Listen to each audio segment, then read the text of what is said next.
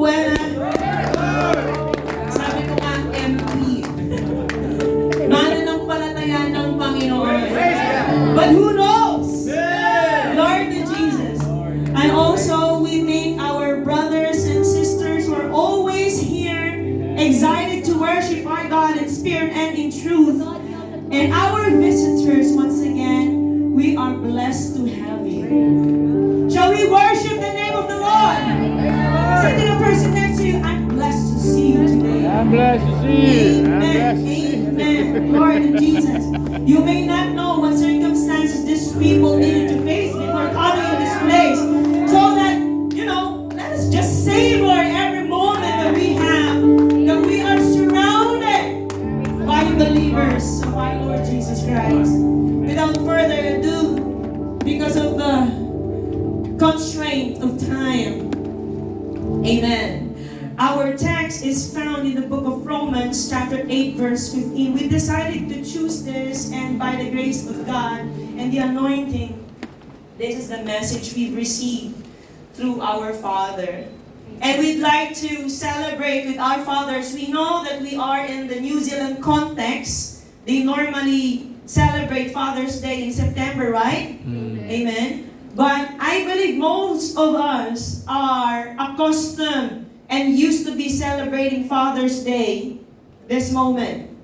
Second Sunday. Are we second Sunday or third? June 21 ba tayo ngayon? Amen. So I believe many are celebrating Father's Day. Right? From the US to India to Philippines, different countries. Most of the countries now celebrate Father's Day. Am I right? Yes? So, Happy Father's Day to all our fathers! Parang di kayo masaya. So this is your day. Amen. Makakabawi na naman ako. Sabi ng mga brothers. Amen. Okay, Happy Father's Day to each and everyone. To all our fathers, please know that we value you. Amen. We appreciate you, and all the more God loves you.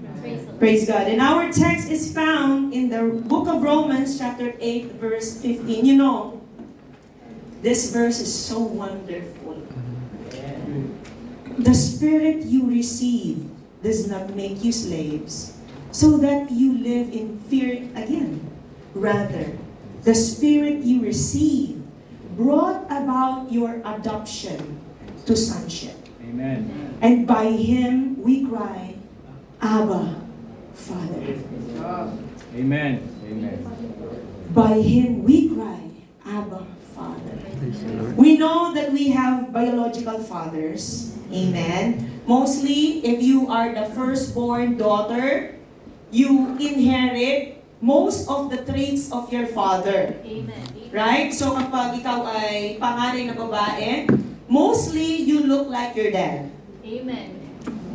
It has to do with the genetic. Right? Ito kasing XY chromosome. Amen? This Y chromosome comes from the fathers. That's why kapag XY, amen, itong chromosome ng tatay mo, itong dahilan bakit nagiging kamukha mo ang tatay mo. That's the reason why you look closely than your dad instead of your mom. And some of the mothers are not happy right now. I'm sorry, but that's the fact. Praise the Lord. All right. So, when it comes to the father, we said we have biological fathers, right?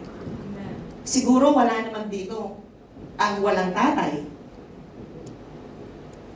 Amen? Amen. Hindi naman tayo mapapanganak. We will not be born into this world if we did not have or we do not have fathers. Is that a fact? Yes. Amen. Parang you're confused pa. Amen. No one will be born into this earth unless he has or had a dad. Now, maybe your dads are now, are now resting in the presence of the Lord, or they may have departed already from the earth. But that's the fact. Everyone who exists in this earth, on this earth, has or had a father. But that's the biological side of it. Because the Word of God reminds us that aside from our biological fathers, we have a spiritual father.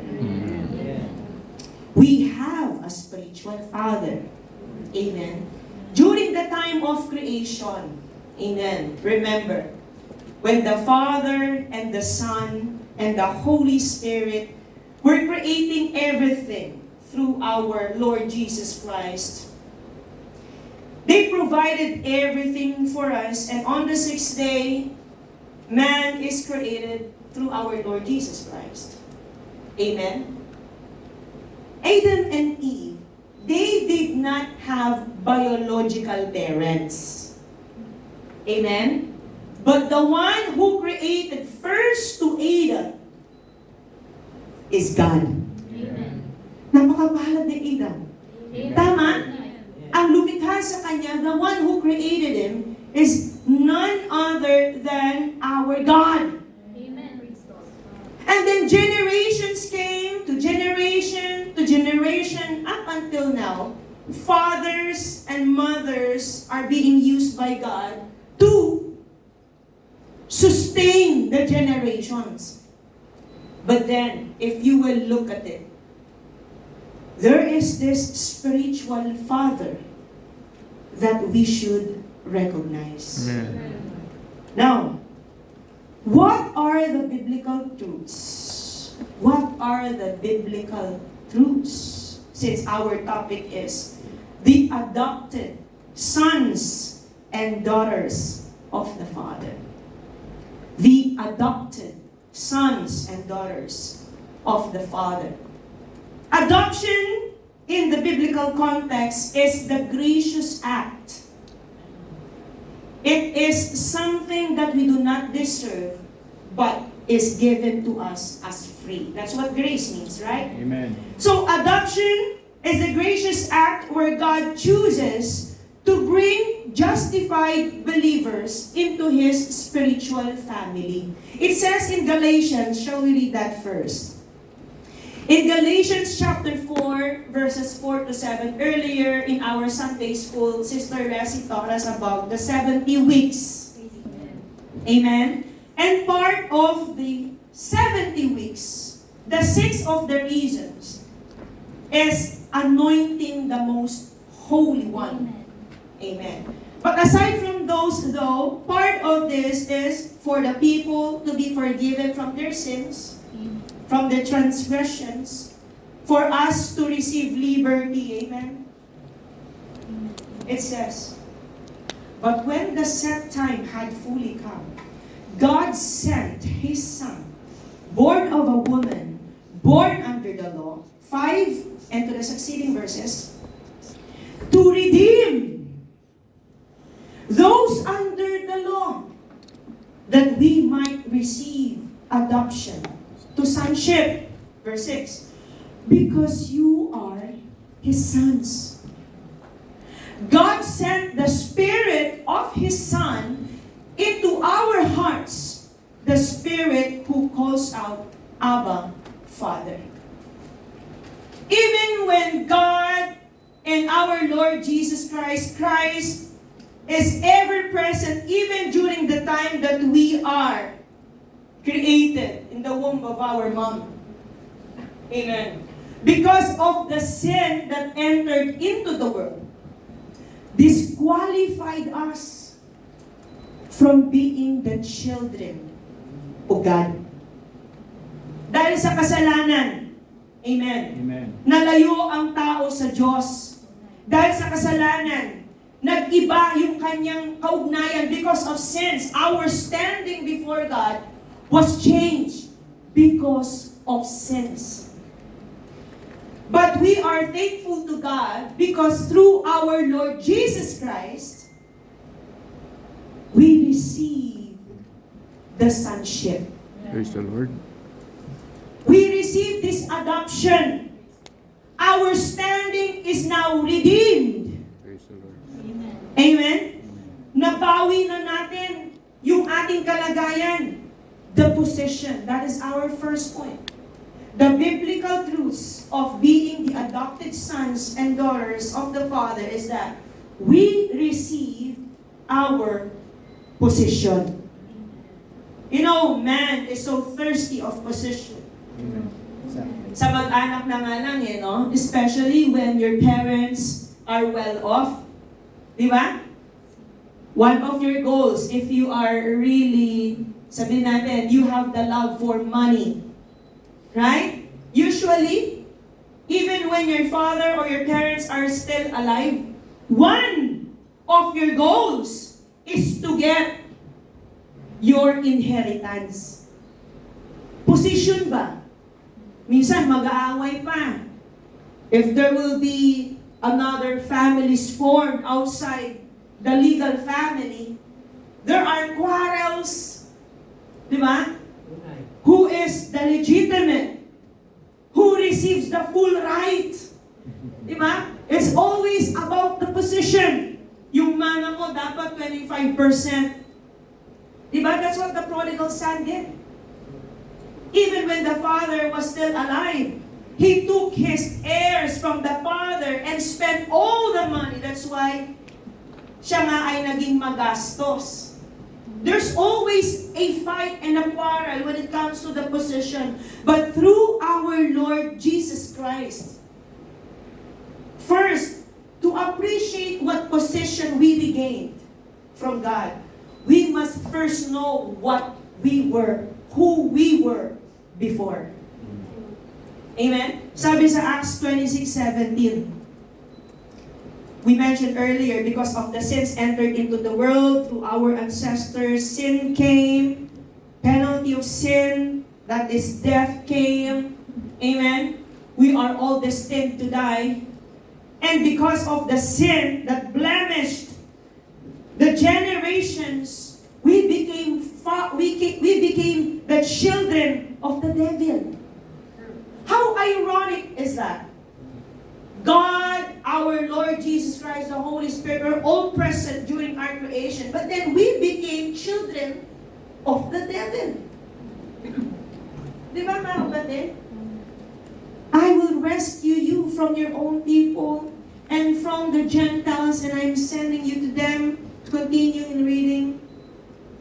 Verse 18, to open their eyes and turn them from darkness. From darkness. That's our position before being adopted. Yeah. Yan yung ating kalagayan bago tayo. What's the Tagalog of adopted?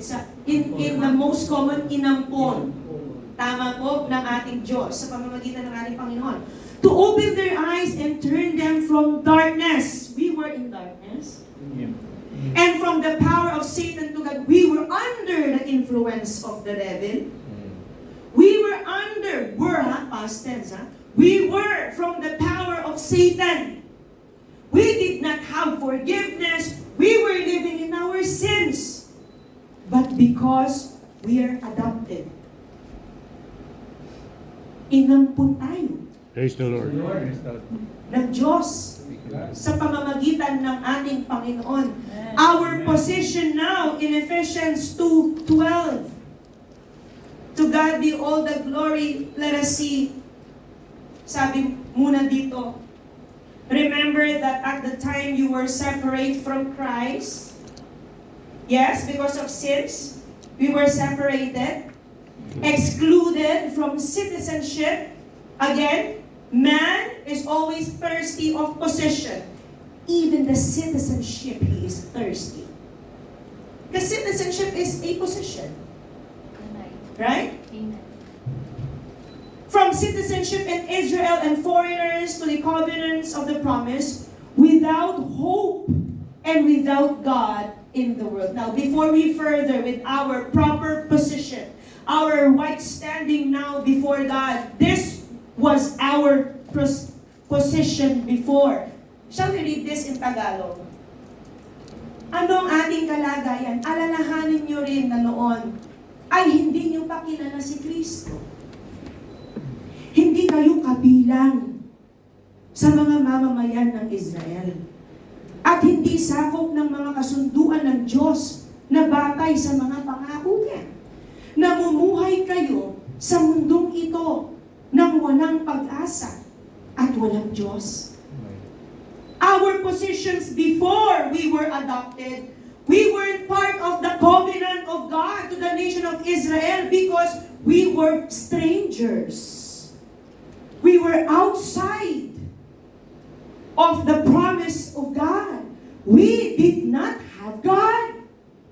And because God is our hope, we did not have hope. Ganyan kalunos-lunos ang kalagayan natin noon. That's how pitiful our situations were, our positions were before we were adopted. So this adoption is not a small thing. Hindi ito isang maliit na bagay. Again, so we may be able to give emphasis or even appreciate the blessedness of being adopted. We should know who we were, how we were before. Now, since we were separated from Christ, we were aliens. Amen? We did not have any hope because we're not reconciliated. Kaaway natin ng Diyos, kaaway tayo ng Diyos. We were enemies of God. But by the grace of God, what is now our position? Heirs. What is now our position and our privilege? We are now children. Remember we mentioned earlier, we were aliens, we were strangers from the covenant, we're not part of the nation of Israel. But by the grace of God, Galatians 3:28 to 29, there's no Jew nor Greek. Look at this. You know, the Jewish people would always claim that they are the legitimate children of God. That they are the only ones who have the rights to receive the inheritance of God. Because it's from their nation, it's from their lineage where the Messiah is taken from. But look, there is neither Jew nor Gentile, neither slave nor free, nor is there male and female. During that time kasi, during the ancient time, women did not have the right. Women were the most unvalued people. The way they look at women before were just slaves. Mga alipin. They did not have much value in the community. They did not have any status in the society. But look! There is neither Jew nor Gentile, neither slave nor free, nor is there male and female, for you are all one in Christ Jesus. Praise the Lord. And in verse 29, if we shall continue on reading, if you belong to Christ, then you are Abraham's seed and heirs according to the promise. Praise the Lord. This position that the Jewish people were always claiming, we can always claim the same. Amen. Now that we are adopted by our God through our Lord Jesus Christ. So what is our position now? Heirs. We are children of God. We receive this divine act of the Father giving us the full rights being children. Shall we read in John chapter 1 verse 12? Later on we will be talking about the inheritance. You see, yet to all who did receive Him, Jesus, amen, to those who believe in His name, our Lord Jesus Christ, He gave the right to become children Praise the Lord. of God. So for all those who believe in Him, for all those who receive Him, you can now claim Amen. Praise God. and remind yourself about the position you receive, Amen. that you are a child Thank you, Lord. of God. No matter what were accused by the world, you were belittled, you're experiencing the most uncomfortable trials. Don't matter. It don't matter really. Your position is that you are a child of God. Anak ka ng Diyos. And not just that, because now we are the children of God, we became the family of God. Because your Father now is God. Praise the Lord. And Jesus is our firstborn. Siya ang panganay sa atin na mga magkakapatid. Ngayon tayo, we are included in this household. Aren't we blessed that we are? Ephesians 2:19 in Amplified Version. This is one of our positions. This is one of our privileges, you see? So then, you are no longer strangers and aliens, outsiders without rights of citizenship. But you are fellow citizens with the saints, God's people. Not just God's people, and are members of God's household. Praise the Lord. You may be feeling disowned by your own family. Maaaring nararamdaman mo, no, na ikaw mismo ay, ano bang Tagalog ng disowned? Itinakwil ka ba? Were you disowned by your own family? Remind yourself, you receive a position. Amen. You are part of the family of God. Praise the Lord.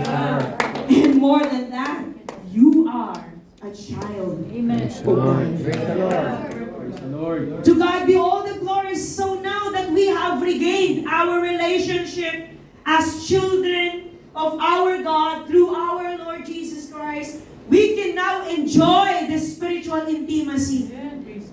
Diba? When you are not legitimate child, you cannot just straight away ask a favor from your father. Father, can I have this? Can I have that? Can you give me this? Can I inherit that? No. Unless you are a legitimate.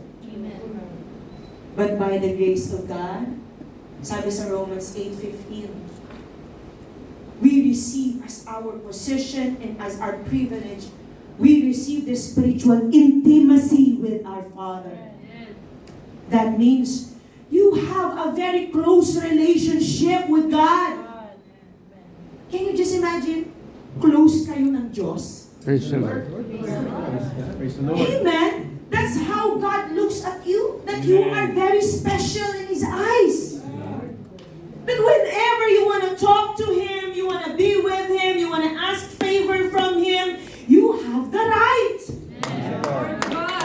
Lord. You have this relationship. You see, balikan natin ang ating teksto.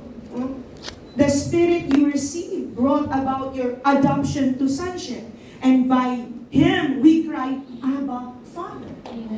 So whenever you pray to Him, you are fully assured that your Father in heaven is listening. Amen.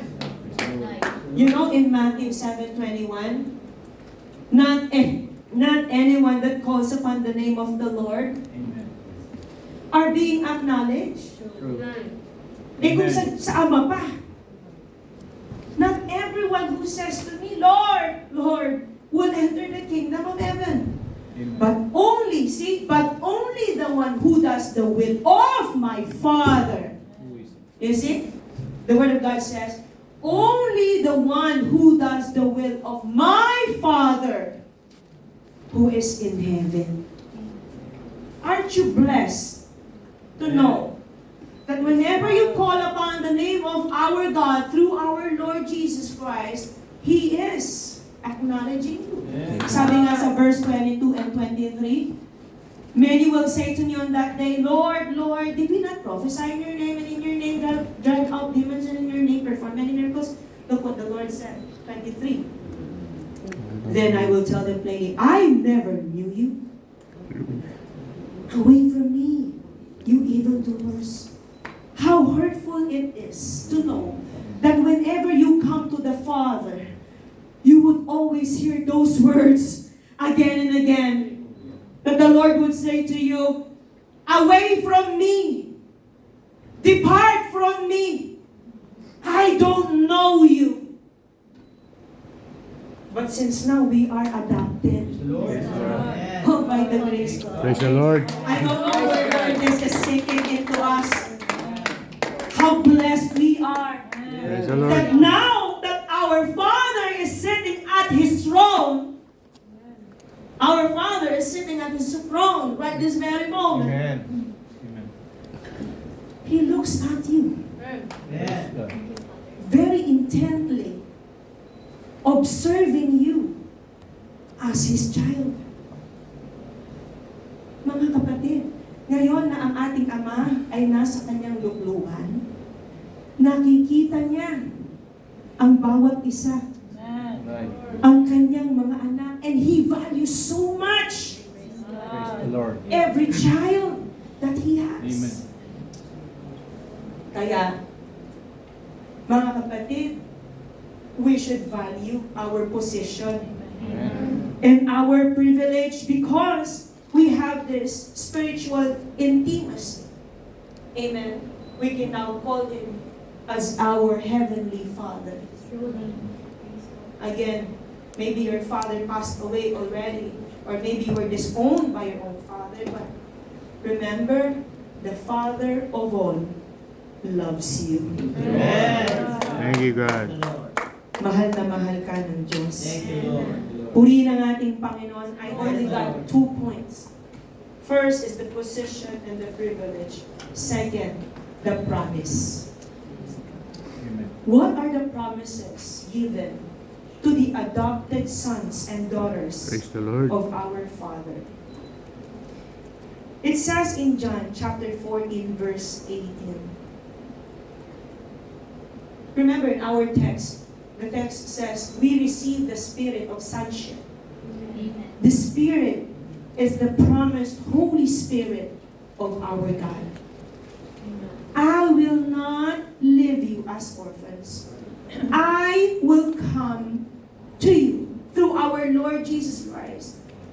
And in Galatians chapter 4 verse 6, because of this spirit of sonship, because of this promised Holy Spirit that we have received, amen, one of the promises is, whenever we call out to Him, He will always acknowledge you as His child. Praise God. Because of the Holy Spirit, only those who receive the seal of the Holy Spirit can claim that He is a child. And when you have the seal of the Holy Spirit, one of the promises is you can call Him as your Father and you are His child.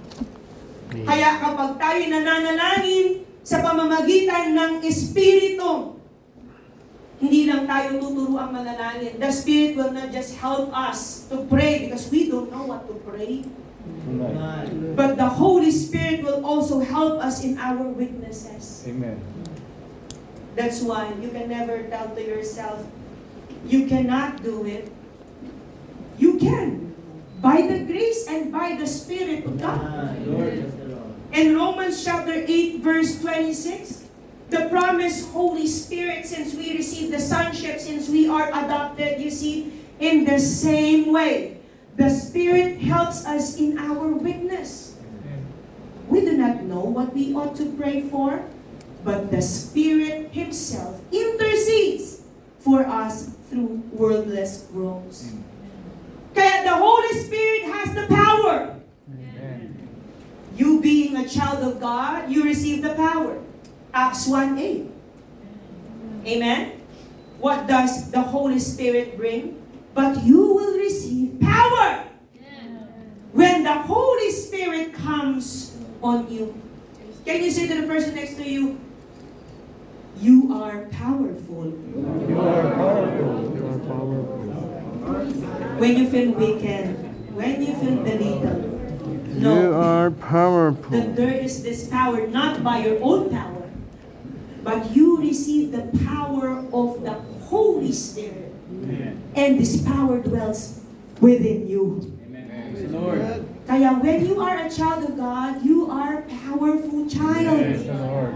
Praise the Lord. Claim that. Amen. Praise the Lord. Huwag mong mamaliitin yan. Amen. You know, when you truly claim that you receive the power, when you have the faith that you really receive the power, whatever you say, Amen.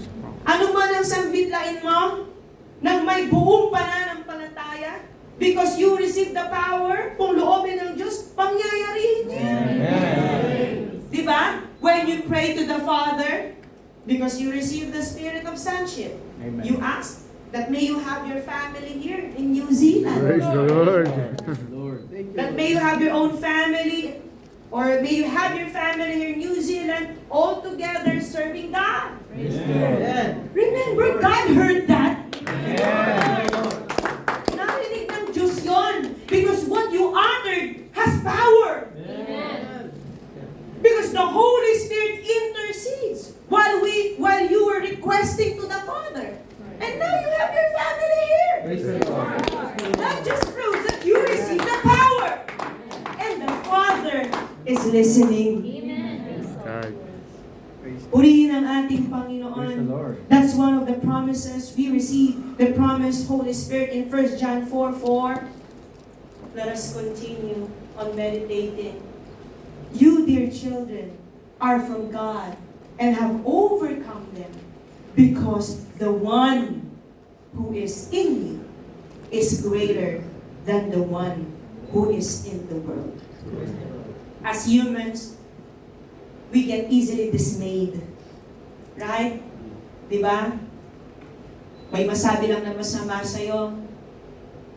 Parang feeling mo, you are the weakest link. Goodbye. Diba? Right? When you are facing trials in your life, you feel like you cannot overcome. Right? Kasi as humans, we get easily dismayed. We easily question our positions, our standing, our capabilities. But again, not your capability, but the power of the Holy Spirit that is given to you. Now, who is this that is greater than the one who is in the world? That is the Holy Spirit. That is the Holy Spirit that gives power to you to be able to overcome,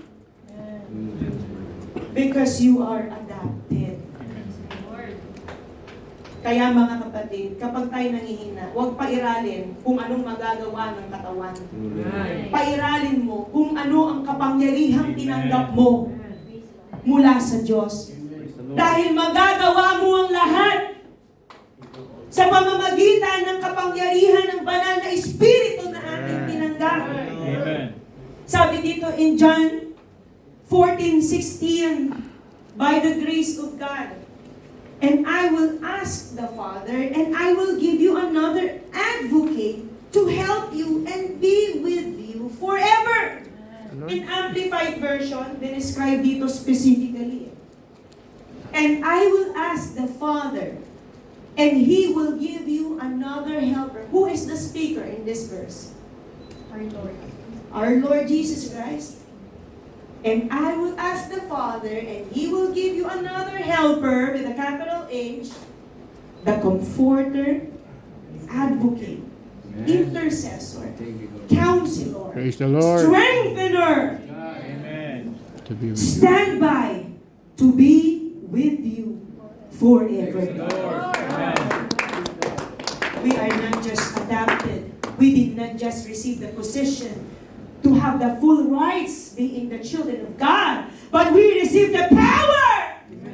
You know, the power that dwells through the Holy Spirit is the same power our Father has.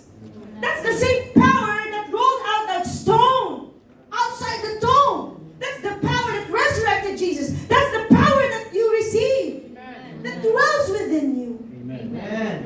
Kaya kung maliliit lang na problema yan, pairahin mo yung kapangyarihan ng banal na Espiritu. Remind yourself, you are adopted. You are a child of God. Purihin ang ating Panginoon. Lord. What is the other promise? Since We receive the position. We now receive the promises. And these promises, we became heirs of God. In Romans 8:17, we become heirs of God. And co-heirs with Christ. Yung ng tatay mo, kapag sinabi, ay, ito ang aking tagapagmana. Masaya-saya, di ba? Pero tagapagmana ng utang, medyo hindi masaya yun. Namamana ba talaga po utang? Namamana ba? Yes? Sa New Zealand. Yes? Sa New Zealand. May nakaka-relate. Okay, so sabi dito mga kapatid, now, if we are children, who among you are children of God? Yeah. Lord! Now, if we are children, then we are heirs. Heirs. Heirs. Say to the person next to you, you are an heir. You are an What heir. heir? Kapagpagkat. Heir. Amen. Then we are heirs. Heirs of God. And co-heirs with Christ. Amen. If indeed we share in His sufferings, in order that we may also share in His glory. Now, we become heirs. Tagapagmana. Hindi nang salaping nauubos gaya dito sa lupa. Amen. Pero ano ang ating mga mamanahin? Unang-una, we receive this eternal life. That is the most and ultimate, very special heir that we receive. You know, man works hard on this earth just to sustain his life. Amen. But when you get adopted, instantaneously, you receive not just the life that, you know, that the world is trying to enjoy. We're not trying to find the life that the world offers. But the life that is given to us Amen. is the eternal life. Pag sinabi mong eternal life, pag sinabi mong eternal, this is infinite. Amen? No end. This is forever. You may be experiencing chronic disease, life-threatening disease. We don't know, only God knows. But when you receive Jesus, and when God adopts you through Jesus Christ, your time on earth here may end. But the Word of God says, I am the resurrection and the life. Amen. You see? The one who believes in me will live even though they die. Amen. And whoever lives by believing in me will never die. Amen. Do you believe this? Amen. Amen? Amen. We receive the eternal life. That's one of the promises. Being the adopted son and daughters of our Father in Romans 8:22 to 23. Not just the eternal life, though.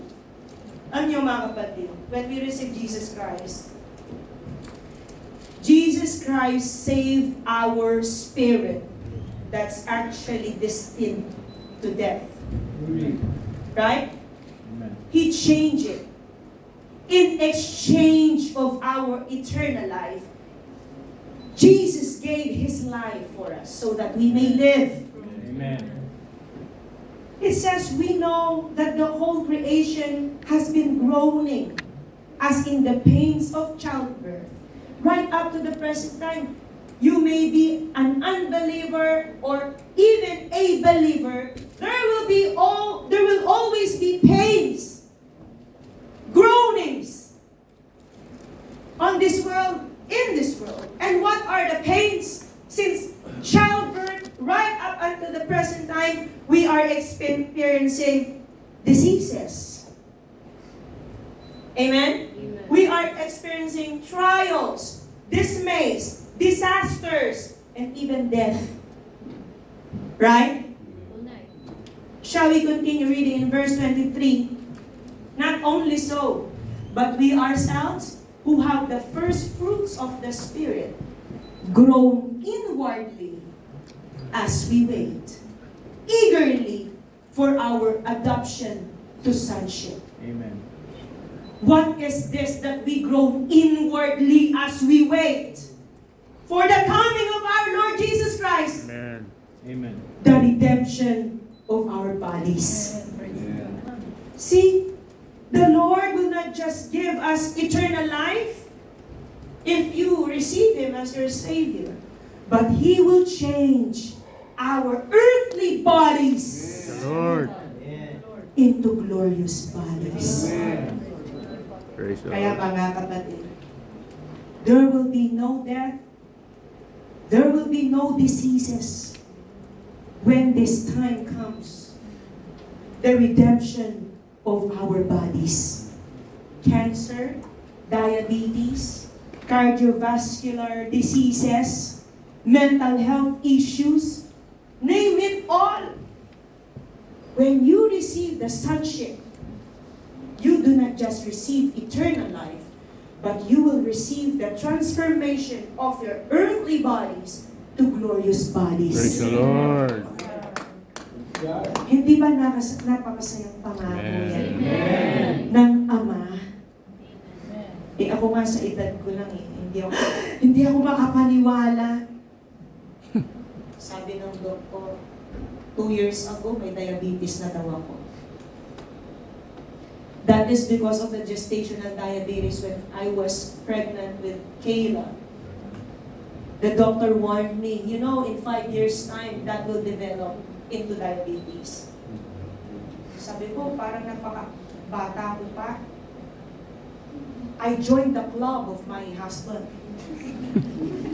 Kaya ngayon, kapag umiinom kami ng gamot, that's our bonding. Metformin, Galvus, Jarjans, sabay kami iinom. I'm not boasting about this disease. You know, I'm just telling you, that's how vulnerable our bodies are. There are many comorbidities, but there will be an end to that. Praise the Lord. You see that? Grow inwardly as we wait eagerly for our adoption to sonship, the redemption of our bodies. Purihin na nga, bakit tayo napupunta sa mga comorbidities? Kaya mga kapatid, look after ourselves. Amen. Because while we are waiting for our Amen. Lord Jesus Christ, we need to look after this body so that we can serve our Father while we are still here on earth.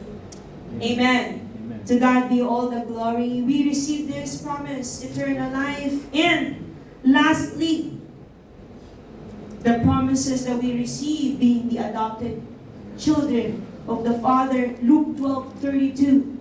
Are you still with me? Amen. Mga kapatid, you know, when I was reading the book of Revelation, I was so astonished and amazed how faithful our God is. I was reading about this New Jerusalem. This New Jerusalem. Have you heard about the New Jerusalem? You know, this world is perishing. You know, the world is this world is getting so wicked, evil, perilous. Everything that is sinful is in this world. But our Father promises the kingdom. Do not be afraid, little flock. So don't question why. Out of all this 8.3, how many billion people? The population here on earth, why? Why is that just a few number of believers continue to persevere and endure? You know, the Word of God says, do not be afraid. Doesn't matter where you, even when you are the least number of the believers. Little flock, do not be afraid. Do not be afraid, little flock. For your Father has been pleased to give you the kingdom. Praise the Lord. Maybe you do God. not have any idea yet how the kingdom looks like. Sometimes we tend to appreciate things only when we know them best. Right? Mas nabibigyan lang natin ng halaga minsan ng isang bagay kapag talagang nauunawaan natin kung anong kaharian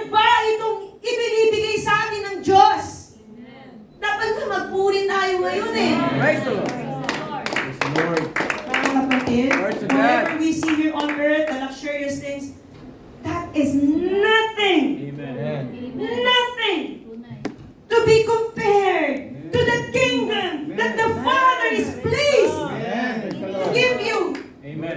Lord. Tunay. Dito nga, pambayad mo lang ng rent, nakakasakit na ng ulo. Di ba mga kapatid? Minsan sasabihin mo, Lord, please come quickly. You know? Buti mong pagbayad mo ng renta, wala, problema mo pa yan. But God is good! Amen. Amen? Ang bahay dito nasisira. Ang kaharian ng Diyos di nasisira. Lord God. Amen. To God be all the glory. Shall we read this in Revelation? Mahaba-haba ito eh. Pero sana nakikita nyo ngayon. That's just a snapshot of what New Jerusalem is. It's a perfect cube. Amen? It's a perfect cube, 2,200 to 2,400 kilometers. Yan ang kanyang width, yan ang kanyang height. No? A perfect cube na. You know what? When I was reading this book, this last chapter, the second to the last chapter, sabi ko, Lord, napakabuti mo. At ang Ama, napakabuti. The Father is so faithful and good. Can you just imagine that He prepared a place for us? Praise God. Sabi doon, this place, this four-sided cube, mga kapatid, ang pintuan nito ay mga malalaking perlas. Every side ay mayroong 4 na pintuan. At ang bawat pintuan ay mayroong mga bato. And you see that? Can you internalize it? You see that's a perfect cube. 12,000 stadia. You see there are 12 gates on each side has 3 gates. Because 12 divided by 4 is 3, right? Oh. What else? Sabi, each made of a single pearl. And the foundations are made up of precious stones, the 12 apostles. Amen? At hindi lang yun. Yung daanan doon, the walkway. Walkway ba? The walkway, the pathway is made of pure gold. Pure gold. Kaya bawal dun. Bawal na bawal dun ang laging interesado sa ginto. For those who are interested to gold, are disqualified to enter. Why? Dahil lalakaran mo dun, ginto. That is how much the Father values us. That He prepared this kingdom for us to enjoy. Praise the Lord. You see, mga kapatid, sometimes it depends, no? How you value a person. Halimbawa, may bisita ka. How do you value your visitor? Di ba, kapag tinanggap mo yun sa bahay, yung pag-asikaso, lahat na, wow, parang, di ba?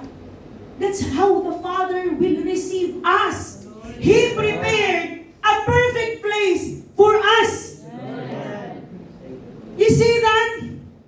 That is what God has prepared for us through our Lord Jesus Christ since we received the sonship. Tapos, wow! Ask yourself, have you received the sonship? Praise God. By the grace of God. Have you received the sonship? This is nothing yet to the actual kingdom that we will see. This is understated yet. But look at that. That is the kingdom.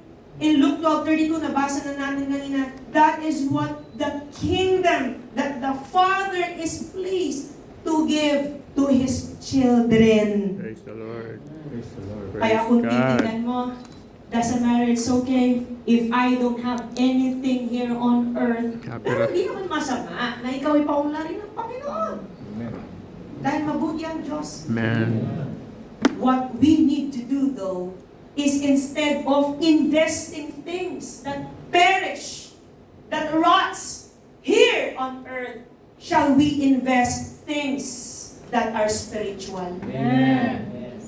Only those who invest spiritual things are the ones who will receive the kingdom of God. Amen.